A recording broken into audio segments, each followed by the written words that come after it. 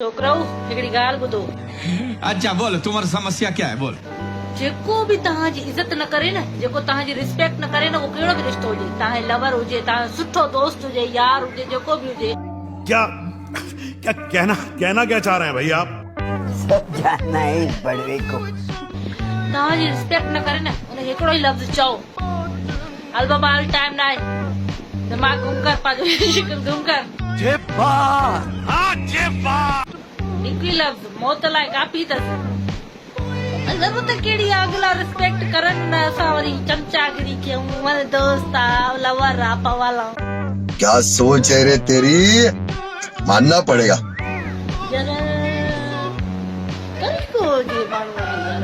पंहिंजी बि इज़त ज़रूरी आहे कि न, ॿिए जे करे असां पाण खे वेठा ख़्वाल। हल बाबा टाइम। लेकिन तू कर भी क्या सकता है यार? हाँ, मैं कर क्या सकता हूँ? मैंने है ना फैसला किया है। करेक्ट फैसला किया। तू कुछ नहीं कर सकता। मैं कुछ नहीं कर सकता। मैं कुछ नहीं कर सकता। अब मैं बता दूं मैं क्या कर सकता हूँ। मैं ना क्या कर सकता हूँ? तू चुप रे बाबा, तू चुप रे।